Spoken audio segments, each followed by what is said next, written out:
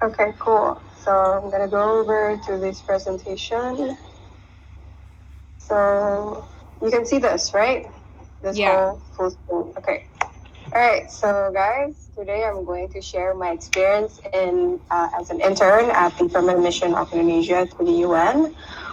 Please bear in mind that di sini gue cuma mau sharing my personal experience aja. I do not represent the two institutions, whether the UN or perwakilan tetap Indonesia juga untuk ke PBB. Okay, so this is my personal experience. Everyone has different experiences, and every intern juga surely has their own paths of getting the position in these institutions. Okay. So going over first about the permanent mission of Indonesia to the UN, what do they do? Obviously, the the easiest way to answer this, they represent Indonesia in many councils.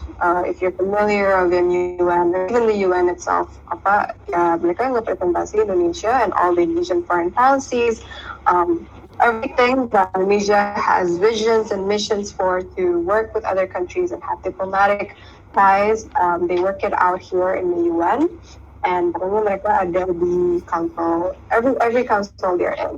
They're in Security Council, ECOFIN, all the UNGA stuff, and also pokoknya in every council they're there. So what do? They deliver their foreign policies. They work with other nations and try to solve world issues, come together, and because the world is filled with so many issues nowadays. Jadi what you gotta do, you can negotiate with one another and find a way, find a solution to work together. And who are they? They are diplomats. They are representative of Indonesia itself. I will get to the actors of our representative there because gua kerja bareng sama mereka juga dan they also gave me the nicest opportunity to work with them because pada dasarnya they're not open for interns and it's always been on case by case basis. So just a heads up. Burutno here is not always there. She's always everywhere around the world. She's always been in every conference. Tapi for bigger meetings of the UN, she always tries to be there and represent. And also the same goes to every other countries as well. Usually the foreign ministers will be there, or maybe the ambassador or whoever it is, the representative of their foreign ministry to international organizations. Okay, so what are their duties and responsibilities? Of course, selain dari representasi Indonesia, tapi untuk deliver Indonesia's goals and also visions to the world, build stronger diplomatic ties, and also gain more benefits from that when you work with one another, and hopefully also to prevent future problems. So how do they function? The PTRI ini, the Permanent Mission of Indonesia, they have four functions, four wings, we call it, as they like to introduce it to me. First is political affairs one. This is where the most intense committee where I was placed in, such as the Security Council, disarmament and security.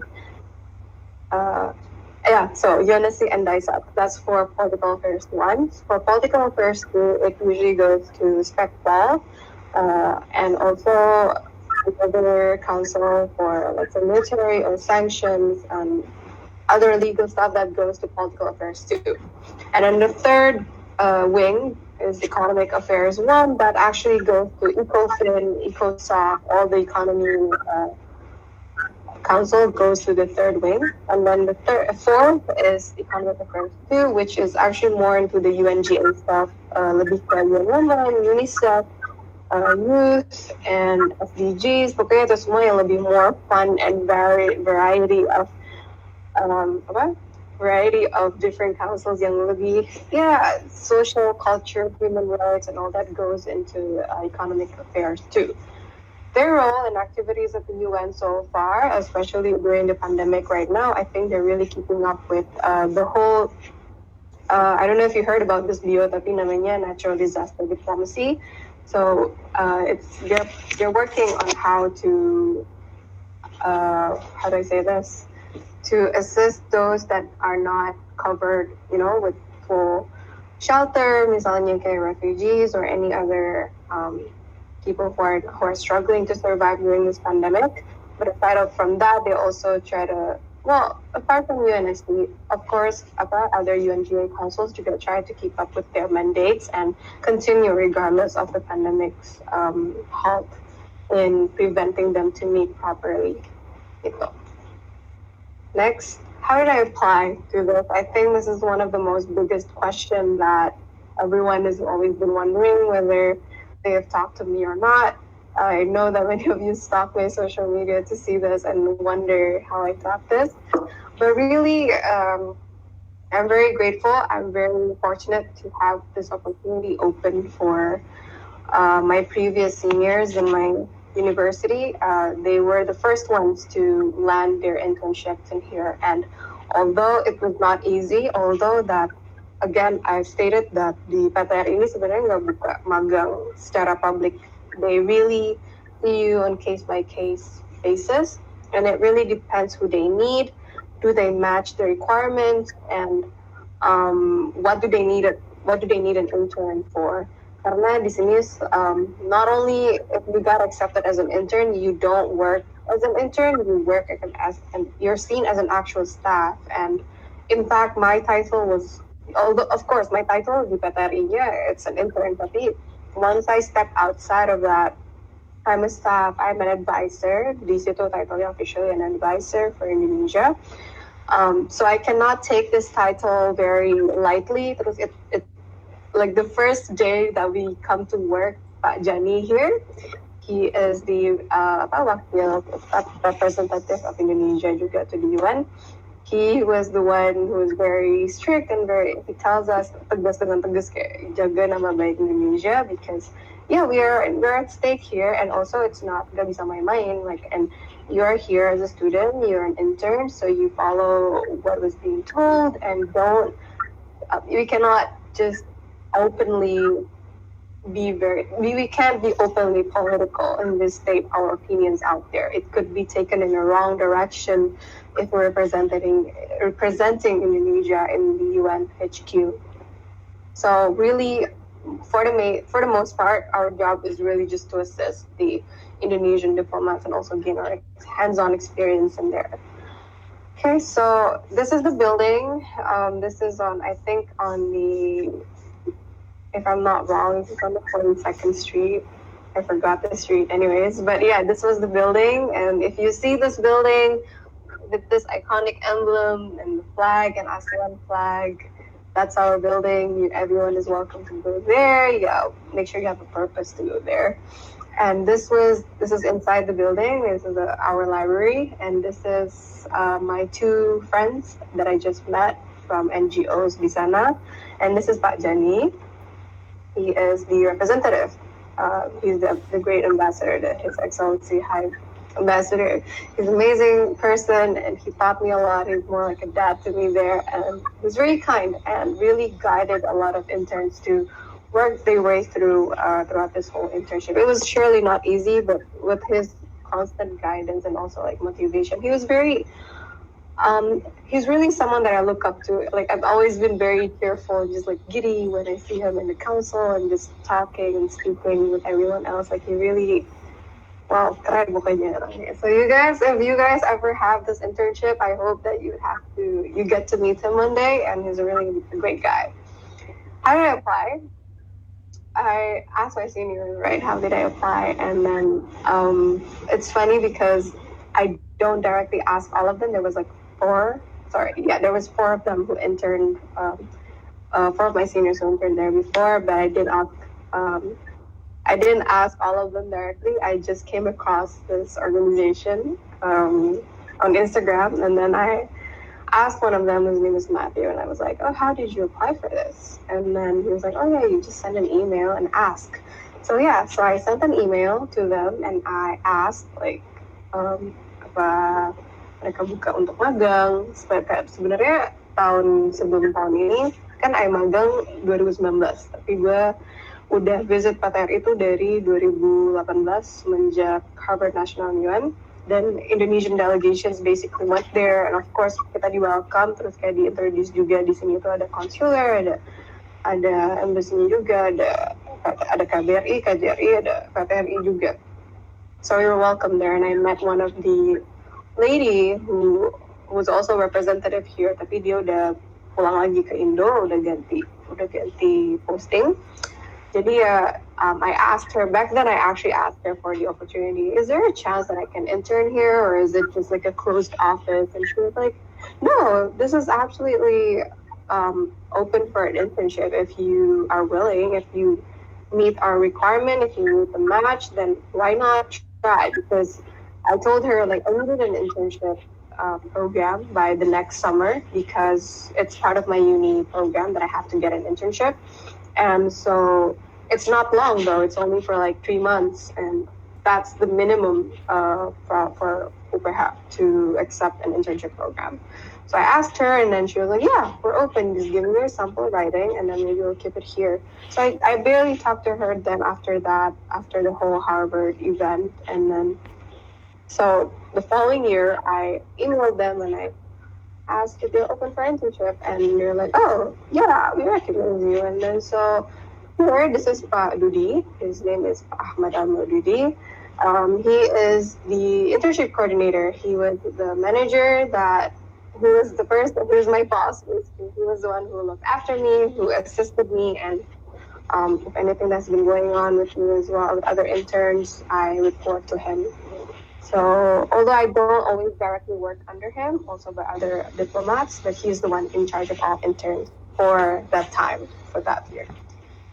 And so he told me that through email that this was the requirements: curriculum vitae, cover letter, transcript, the normal stuff, and university recommendation letter that should state why you're interning there, for how long, and then what for. That's surat pengumuman magang. I think this also depends on your uni, but they really required that. And then they needed your surat keterangan mahasiswa, scanned passport, and a G2 visa, which was not easy to get. The process was very lengthy. But I'm going to show you what their email looks like. And yeah, you can see this. So this was their email, and you can see it's really on, I'm sorry about the background noise. Yeah, it's on case-by-case basis. And it says here, PTRI tidak memiliki kebijakan membuka program magang bagi mahasiswa Indonesia, baik yang kuliah di Indonesia maupun yang tengah studi di luar negeri. Apabila terdapat permohonan magang dari mahasiswa Indonesia, maka akan mempertimbangkan permohonan magang on case-by-case cases. So really, it really depends. Kayak misalnya, PTRI has always been very busy, right? Apalagi semenjak mereka masuk UNSC. So it really depends who they need and what kind of person that they need, what kind of interns do they need. Perhaps they need someone, they told me they need someone with an experience, they need someone who knows what we're working for, and like udah siap gitu untuk kerja and siap untuk assist them, not just someone who's willing to learn. And so yeah, it really depends. Waktu itu aku dapat email ini, terus udah di sini langsung dituliskan surat pengalaman magang, ditandatangani dengan Bapak His Excellency Pak Dian Syahjani, and then surat permohonan, bill of info. This I believe this was the cover letter, and then your CV, your scanned passport, and then surat keterangan dari fakultas that you're a student, and then this should be separated, blah blah blah. So really, again, and your G2 visa. It says here that it says here that you should get your G2 visa. G2 visa is a working visa. Basically, it's different from the ones that I got when I went to Harvard. It was B2, if I'm not wrong.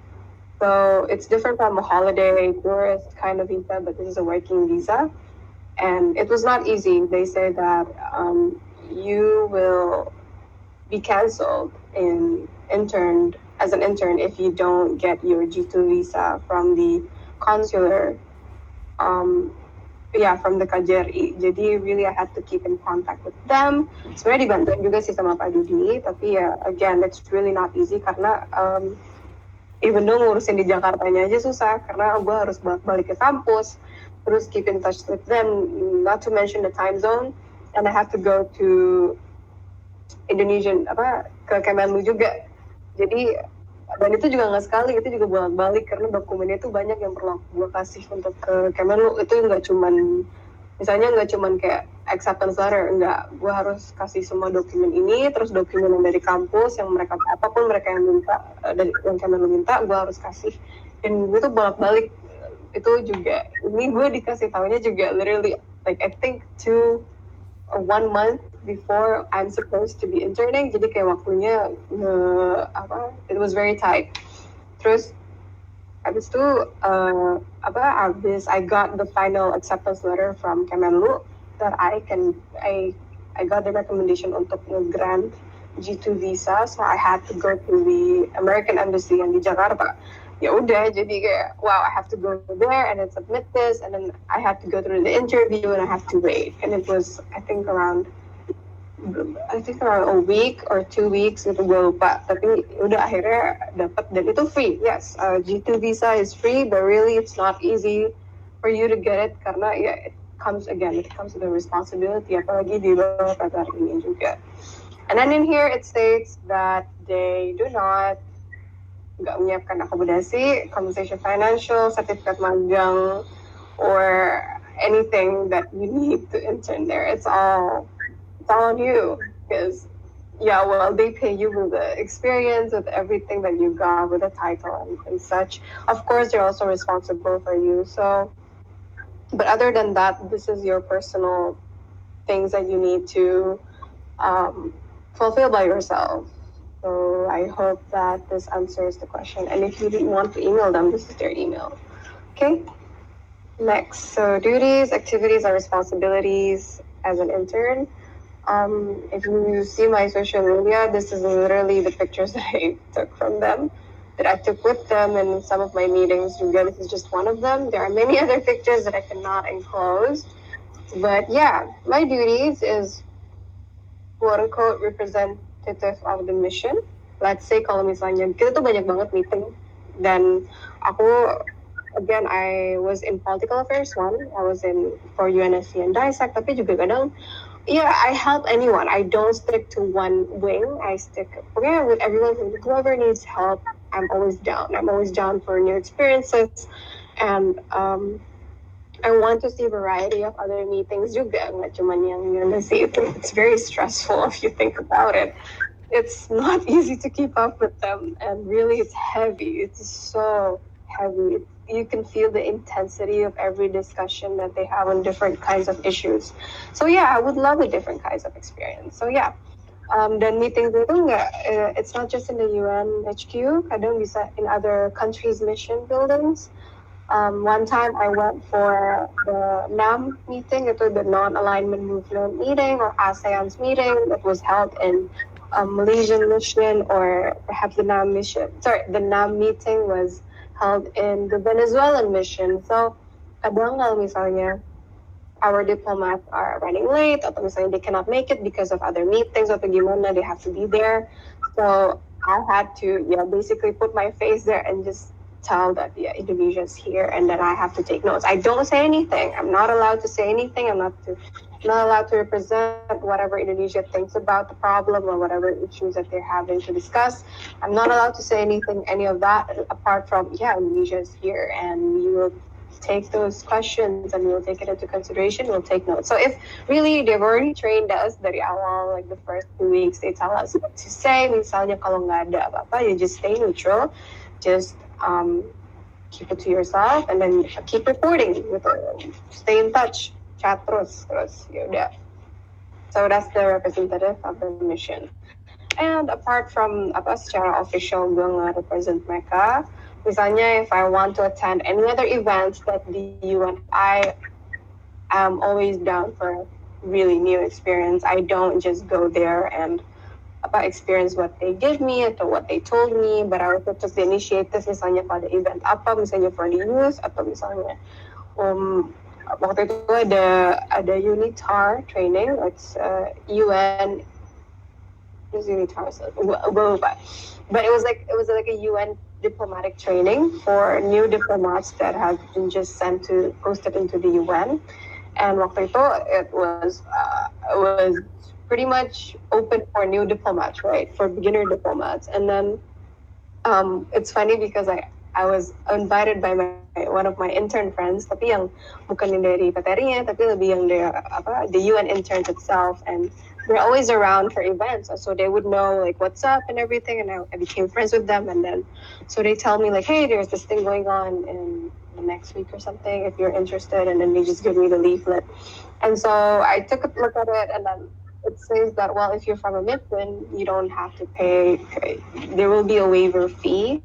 That time, this training for this diplomatic training is basically for structuring and also drafting resolution, like actual UN draft resolutions.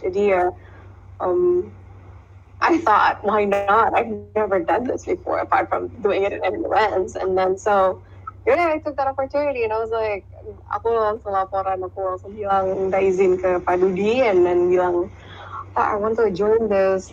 Can I do this? Like, is there anything like I can do on that day? Misalnya, are we busy on that day? Is there anything you need me for? It's only di jam segini doang, kayak gitu. So I had to ask for permission, and then he granted it. So like, yeah, I went, I signed up, and then I never have to pay for anything because like we're from the mission. But so that's, I guess, one of the perks. But yeah, if you don't come from the mission itself, you would have to pay a certain amount. I think it was around $300 or something. So yeah, but it was a really hefty meeting, training. It was not just one day; it was 2 days meeting. So yeah, it was really nice. But yeah, this is again one of the representative thing to do. Jadi yang I try not to just stay and just come to the meetings, tapi juga attend other events that may apa ya, kalau udah kenalan sama orang kan jadinya tahu kayak, oh, there was someone from Indonesia here gitu. So yeah. And then second is creating reports for every meeting, research, speeches, sometimes meetings, every meetings, misalnya bisa before or after. And research is basically, yeah, afterwards the meeting, kayak we need to do research. Misalnya another country said something about the issue, then we don't know anything about that, and then the government must be like, oh my god, can you do research on that? And, show me your result. Terus you attend events at the UNSG or other missions that I've mentioned, and then there will be monthly summary, including a monthly summary report, basically including all activities. Terus infographicsnya apa, misalnya waktu itu gue bikin infographics soal peacekeeping, Indonesian peacekeeping forces in the UN itself. Terus permasalahannya apa, soal funding. So that's how I knew so much about UN peacekeepers, especially for Indonesia, and how the funding system works in the UN. It was really hard for me to digest. It was really hard for me to understand the whole system. Ternyata so complex itu in the UN. It's not easy. Terus in the end, I was charged to make a policy brief about the gender parity representative in the UN itself from countries who speak or who is present for the UN. So yeah. And then third one is assisting and hosting events within the mission. Jadi Indonesia nggak selalu datang attend other meetings di UN atau other missions juga, tapi Indonesia, of course, will always have their own place. Open for any kinds of ya udah acara, kayak bisa jadi acara untuk get together atau misalnya farewell atau misalnya untuk diskusi apapun. Banyak banget Indonesia yang misalnya I think one of the highlight was the high level political meeting, high level political forums. Like it's a whole week. It's a whole week of discussions and different kinds of topics and different kinds of SDGs being discussed, and it's always been discussed in different missions. Gitu misalnya Indonesia focuses on this, so they'll open like a whole venue in their mission, and then you'll have to assist the diplomats or everyone jadi untuk host the other representatives. And this was actually one of the HLPF meetings. This was for interfaith dialogue, and this ini aku doang yang datang dari Indonesia. And people thought I was an actual diplomat, tapi gue bilang, no, I'm just a child, I'm an intern, so yeah. But yeah, and then so I attended this purely just to get notes, and then I just want to know. Dan waktu itu cuma disuruh laporan kayak what are they talking about? That's it. Gitu. Okay, next, this was, I guess, a brief picture of what my internship looks like. It's mostly ya begini, yang formalnya I can This is the formal photos, yeah. Me, this was the meetings in the interfaith, and then this was in the, I think it was in the, apa, one of the ECOSOC Council chambers. And this was in the Norway mission. This is along my really good friends. I made really nice friends from other missions and also through the UN itself.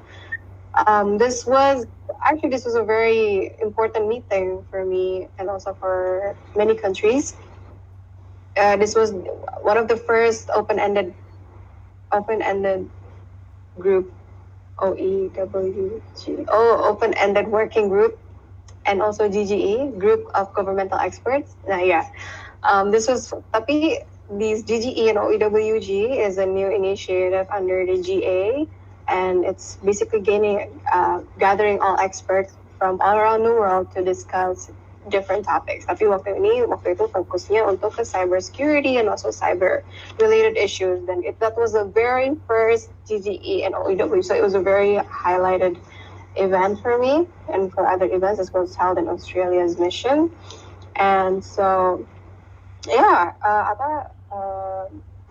this was the time that me and my friend, my classmate, we got in here, and our diplomat was running late because he didn't know the meeting. But yeah, again, it's also about representing our role. Apalagi we had really nice ties with Australia di sana. So yeah. And this was actually me and my intern friends. We were in our mission. It was an Indonesian mission. So kita ada acara, farewell kah atau gathering apa gitu, aku lupa. And then my friends found out about the event, and then they're like, "Oh, can we come and visit?" And then and then I asked the diplomats for permission, of course.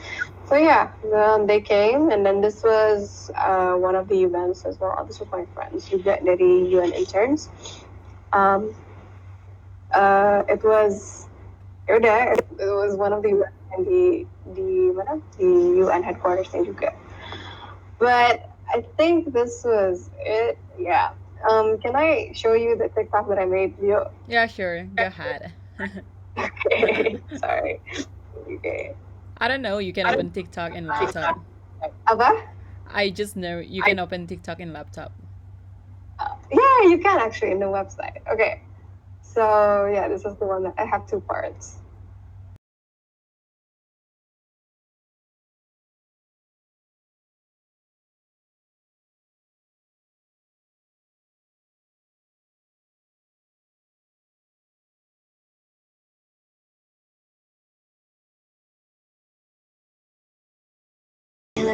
Okay, that was the first part.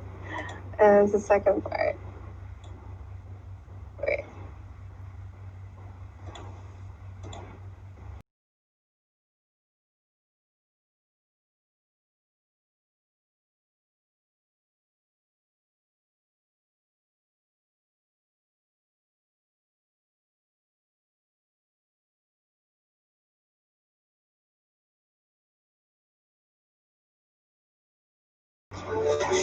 Yeah, so that was pretty much it. Like, that was my experience in there. I hope that was clear enough.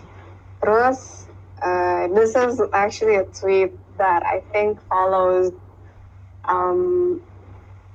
interning there. It's something that I studied juga. It's very apa?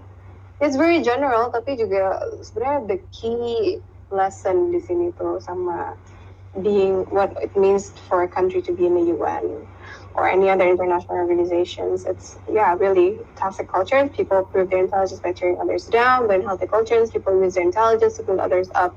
Knowledge and expertise are not weapons to wield, they're resources to share. Clearly, because again, misalnya kayak di meetings kayak begini, atau in other HLPF meetings, and the reasons that there are so many meetings in the UN, really it's because to share resources to one another. Udah jelas countries tuh pasti they have their own expertise, they have something that they're more in, and also others that they are less. Selling, sharing. There's a reason why meetings do exist, so they can assist one another, so they accommodate one another juga to have the same goal. That's why SDGs was there. So again, I think this does not apply to us personally as a person, tapi as a country juga gitu functionnya. And then yeah, that's pretty much it for me. I close this by this quote: "Power is gained by sharing knowledge, but not by hoarding it." This is the reason why I do this untuk Mio juga, because I feel that I'm very fortunate to have this experience yang dimana it's not easy for everyone to have, or maybe not that fortunate to gain this opportunity as well. Apalagi even the fact that I'm fortunate enough to have this, um, I feel obliged to share this because yeah, I feel like this is also a dream for many of us, especially for my major or anyone's who wishes to do this kind of work in the future. So I hope that you get a glimpse of what it looks like. And yeah, let's go to the question and answers. All right, thank you. First of all, I think you have to upload the TikTok. It's pretty a good one. Oh really? Yeah, it's a Yeah, good yeah. one. Okay, Pretty sure I'll you get a post lot of it. followers there. Yeah, Um, yeah, yeah, definitely. yeah, I That'd be also good. agree. Like, we should not stop sharing because I think like no Mm-hmm. one is self-made, and I think it's pretty Mm-hmm. legit to hear that.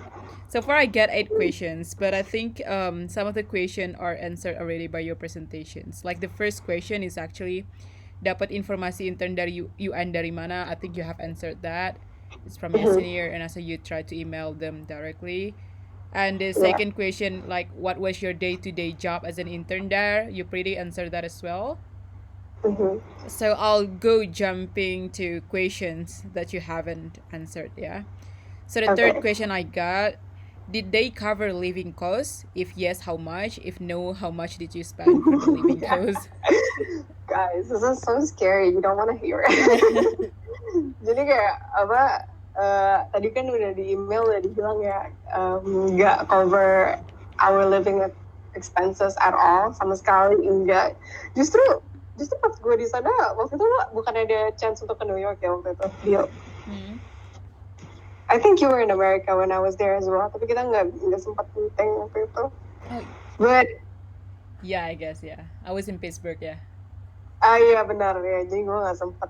Terus iya tapi enggak, they don't cover your living costs at all. Tapi as far as I know that there are some apa UN institutions yang misalnya kayak ILO stands for its name. Yeah. They pay their interns, they give you stipends. Tapi ya untuk KTRI and UN in general, UNHQ, if you're an intern at the UNHQ as well, ya it really depends. Kayak ada beberapa yang dibayar, ada yang enggak gitu.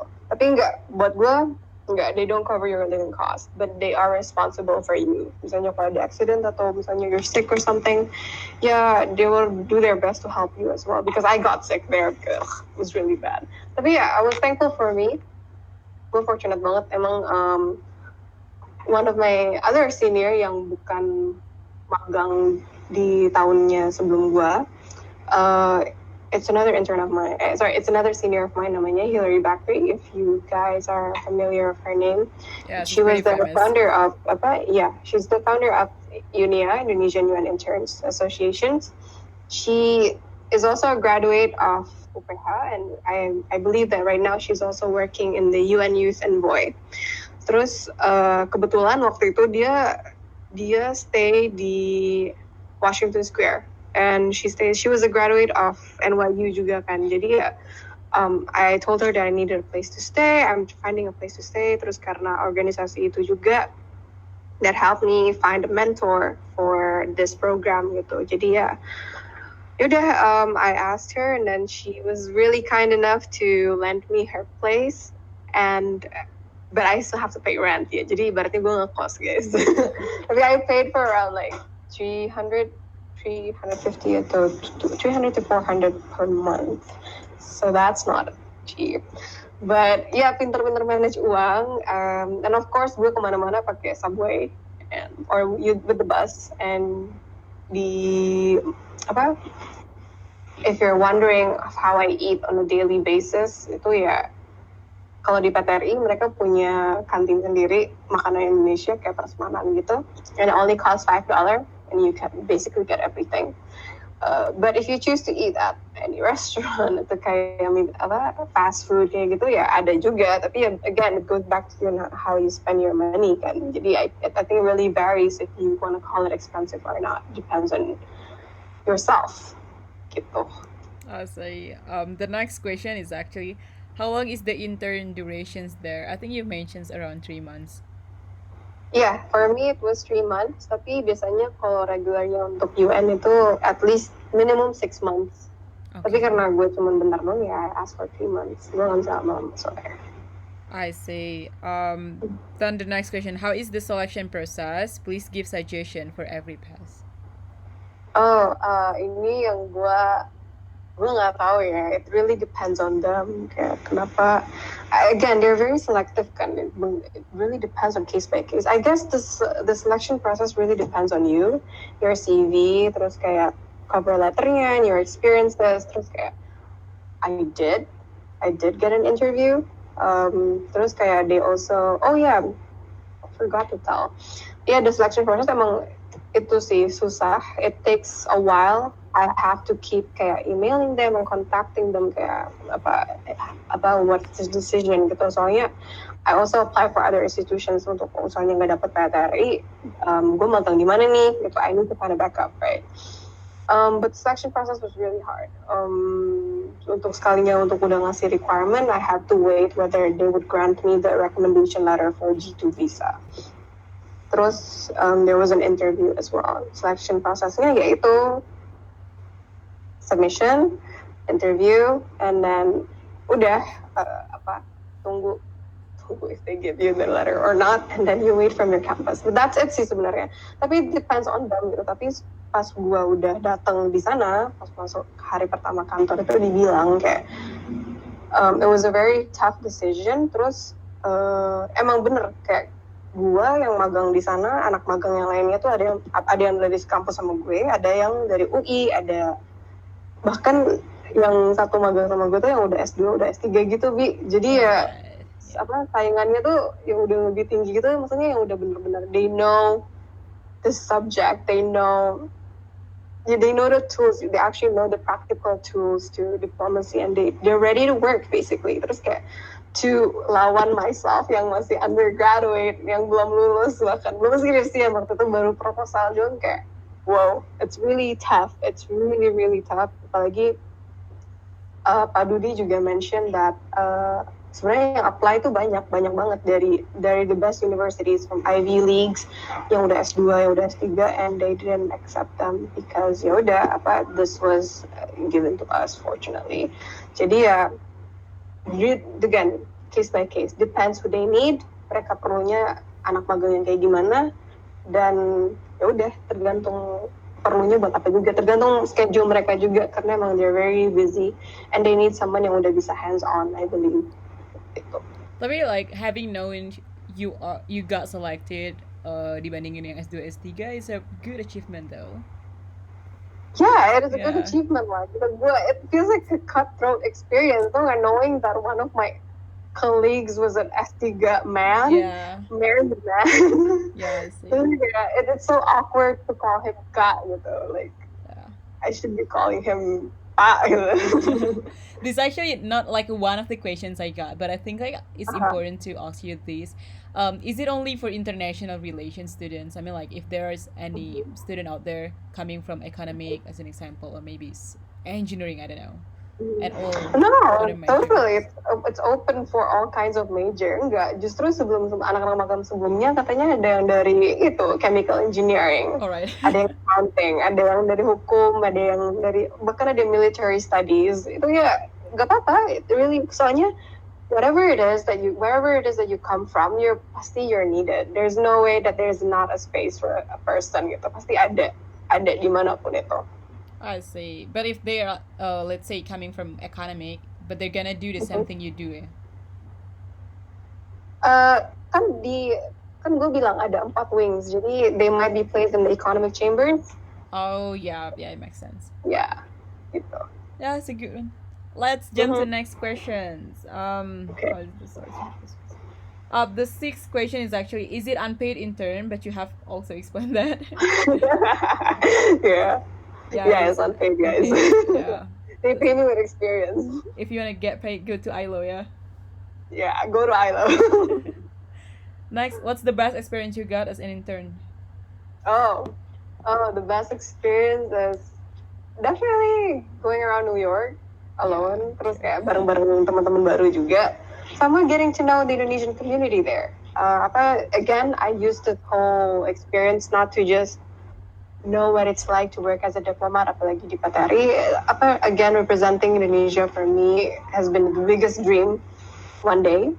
Yeah, I mean, tapi ya, correspondent. uh, apa aside from that, I try to live my life exploring other opportunities juga. Misalnya di UN ada apa, I take it. Terus kayak hangout sama teman-teman yang gue udah kenal dari sana, and then diajak hangout atau even Hillary asked me to hang out gitu. Gue ayo aja. I was basically a yes man. So that was I think the best experience for me ya. Try out everything, meet new people, tapi also be wary. Make sure you have people that who can look after you juga gitu. You can't just freely go wherever you want misalnya kalau ada case of emergency, and keeping in touch, terus kayak staying close with the Indonesian community has brought great importance juga gitu. Jadi soalnya waktu itu gue pas magang lagi puasa, terus lebaran gue juga di sana, jadi ya pas sholat id juga wow bareng-bareng ngumpul and everything. It was really sad because I can't spend it with my family, tapi ya selain itu gue I see a new light that oh yeah, it's really nice to be spending in here. Yeah, jadi the best experience is really not just the UN internship itself, tapi gaining new experiences in life, friends. I have met long life friends. Terus I got the chance to visit campuses that I want to study for my master's. Terus kayak open classes kayak gitu, and I met with the professors. Kalau misalnya do small workshops or something like that, I just try to attend. At the open classes, I just attend. And kayak gitu, jalan-jalan, of course, you don't have to mention that. Tapi ya, other than that, best part, I think everything is the best part. But yeah, aside from working as like literally working itu ya, um, representing Indonesia itself gitu. Jadi not just as myself as an individual, tapi to feel at least like I was a representative, it was really nice. That was great to have actual diplomats depending on you and believing in you that you can be trusted. Itu tuh rasanya wow, I have to be responsible for this gitu. Terus seeing Bu Retno in the chambers for multiple times, like I cannot even waktu itu setiap ada Bu Retno gue nggak sempat untuk ngobrol sama dia atau foto sama dia. It was really sad, but seneng. And another best part was ever since Indonesia got accepted to UNSC and also Human Rights Council, atau before that even, like Indonesia has always been, apalagi pas gue lagi magang, has always been very very respected. Itu dia dihargain banget, jujur ini dihargain banget Indonesia itu with other countries. The moment you step into the UN HQ building, if you wear batik, they would know you're from Indonesia, right? Oh, No one no one would ever mistake it for you from Malaysia or any other Asian countries. No. I was about to ask that questions. The moment they see that, they know. Terus kayak udah, you're friends with the officers, everyone's basically friendly. Sumpah dari the staff, dari someone in the cafeteria, the cops in the gates, the officers, they would know your name. Eventually, they would know what time you come. Terus every other diplomat that you engage with, lama-lama kenal, lama-lama, udah, you're just familiar with one another. Everyone feels like, oh yeah, I know you, I saw you the other day. Oh, that's Jadi, cool. ya benar-benar respectful banget, dihargain. Jadi ya, yang namanya harus jaga nama baik tuh benar-benar dijaga gitu. True, see.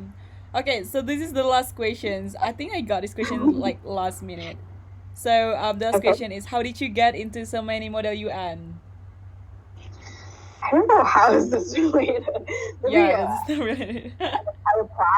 I applied to misalnya kalau ada chairing recruitments atau delegations. When I got into MUN when I was high school eventually. Terus kayak started doing it a lot since I was in high school. Terus pas di uni juga udah ngurang sih karena udah sering delegate juga, dan terakhir gue ngedelegate itu pas Harvard.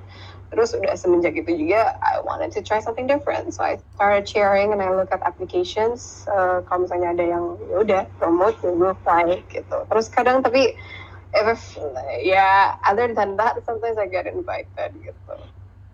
Itu sih. Yeah, that's a simple answer to recap everything. Yeah. Okay. Yeah, thank you for your time, Raissa. I think it's exceed 30 minutes. I know you're busy, but like thank you for your time. I'll upload this on Okay, YouTube no worries. under your No. consent. Yeah. Of course. No problem. I'll upload the TikTok as well so they Okay, can. cool. I'll try to Maybe you can promote your share the TikTok. TikTok link. Yeah, just try to put that in Instagram story. I'll repost that so people can see your TikTok. Yes, definitely. All right. Okay. Thank you for your Thank you so time. much. See Thank ya. you. Thank you. Yeah, Bye. bye.